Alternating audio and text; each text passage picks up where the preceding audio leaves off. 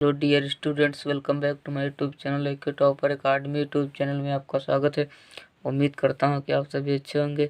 तो आप भी क्लास 10 2024 में बोर्ड एग्जाम देने वाले हैं, यूपी बोर्ड 2024 का। तो हम आपको सामाजिक विज्ञान बहुविकल्पी 20 बहुविकल्पी आज हम इस वीडियो में डिस्कस करेंगे। कितने 20 बहुविकल्पी जो आपके एग्जाम के लिए वेरी इंपॉर्टेंट सामाजिक विज्ञान बहुविकल्पी प्रश्न, 20 बहुविकल्पी प्रश्न अभी से तैयार कर लो एक टॉपर अकाडमी यूट्यूब चैनल पर। तो अभी तक वीडियो को लाइक नहीं किया तो लाइक कर लो, और चैनल पर नया हो तो चैनल को सब्सक्राइब कर लो। इस चैनल पर 2024 बोर्ड एग्जाम की संपूर्ण तैयारी कराई जाएगी, PDF हैंड राइटिंग नोट्स के साथ।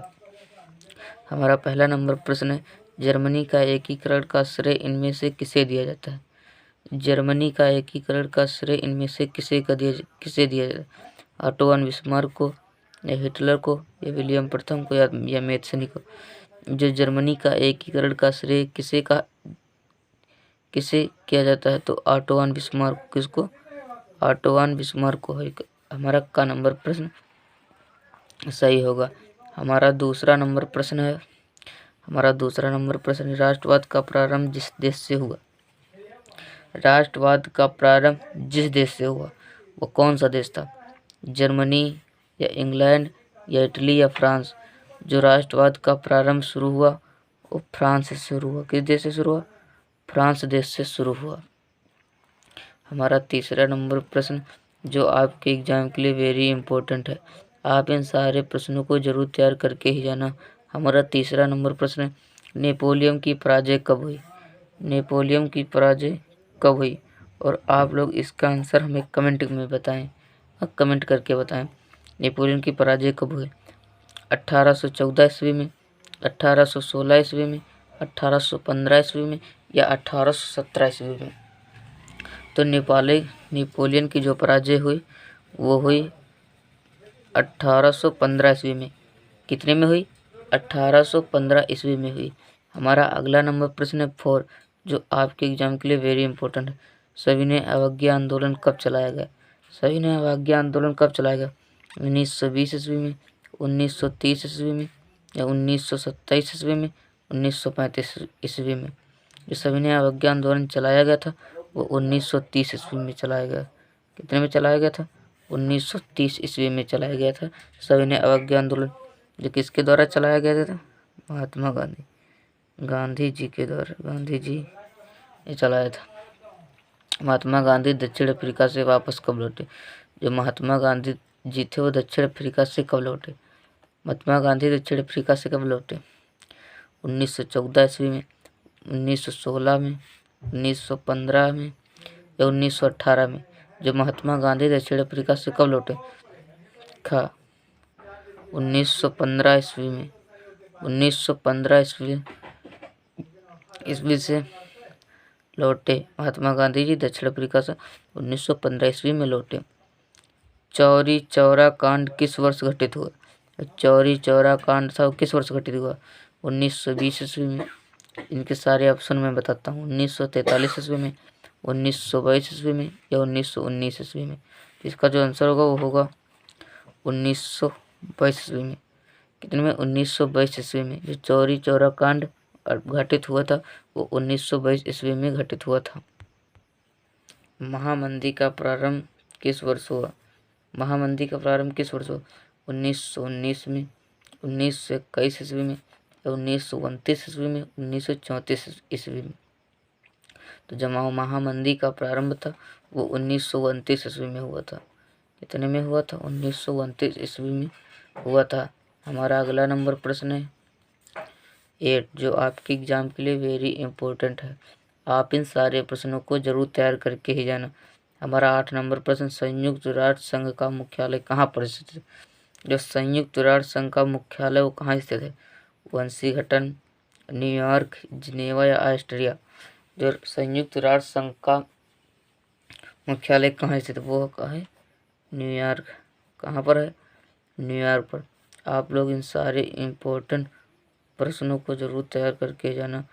आप क्लास 10th के लिए वेरी इम्पोर्टेंट हैं। देखते हैं हमारा अगला नंबर प्रश्न 9 क्या कहता है। 9 नंबर प्रश्न, प्रथम विश्व युद्ध का प्रारंभ कब हुआ था। प्रथम विश्व युद्ध का प्रारंभ कब हुआ था। जो प्रथम विश्व युद्ध का प्रारंभ था 1914 ईस्वी में, 1939 ईस्वी में, 1919 ईस्वी में, 1942 ईस्वी में। जो प्रथम विश्व युद्ध का प्रारंभ हुआ था जो 1914 ईस्वी में प्रारंभ हुआ था। कब हुआ था। 1914 ईस्वी में प्रारंभ हुआ था। हमारा 10 नंबर प्रश्न है, पंजाब में भूमि निम्नीकरण का मुख्य कारण क्या था। जो पंजाब में भूमि निम्नीकरण का मुख्य कारण क्या था।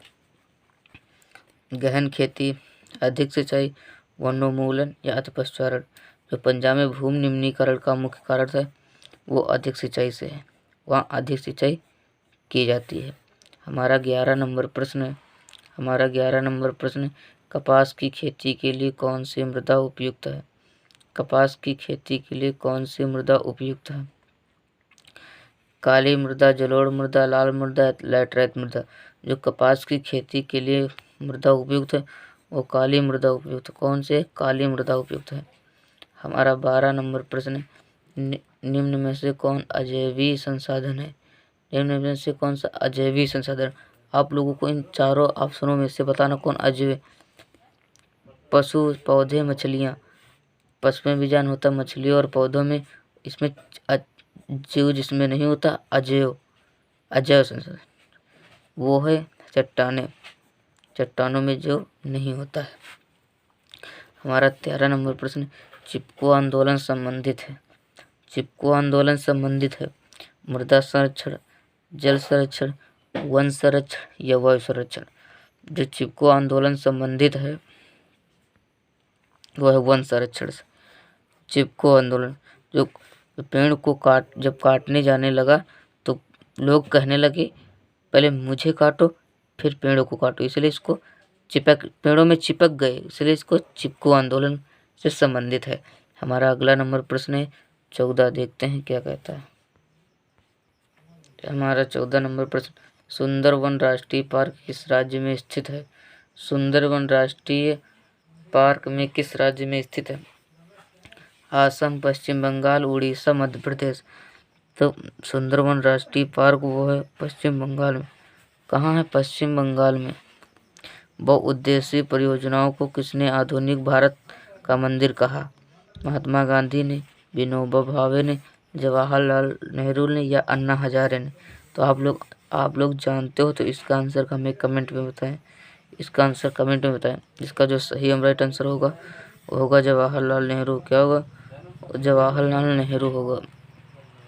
हमारा 16 नंबर प्रश्न है, सलाल बांध किस नदी पर बना है। जो सलाल बांध है वो किस नदी पर बना है। महानदी, सतलुज, चिनाब या कृष्णा। तो वो चिनाब नदी पर बना है। कौन सी। चिनाब नदी पर। हमारा 17 नंबर प्रश्न, निम्न में से कौन सी रबी की फसल है। आप लोगों को बताना है निम्न में से रबी की फसल कौन है। चावल, मोटे अनाज, ज्वार या काला चना। जो रबी की फसल वो है चना, काला चना।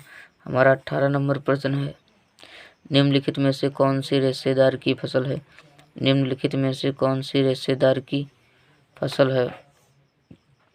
जूट, जौ, कॉफ़ी या रबर। जो रेशेदार फसल है वो है जूट की। हमारा 19 नंबर प्रश्न, बेल्जियम की राजधानी है ब्रसेल्स, बैंकॉक, ब्राज़ील या न्यूयॉर्क। जो बेल्जियम की राजधानी हो ब्रसेल्स का है, ब्रसेल्स।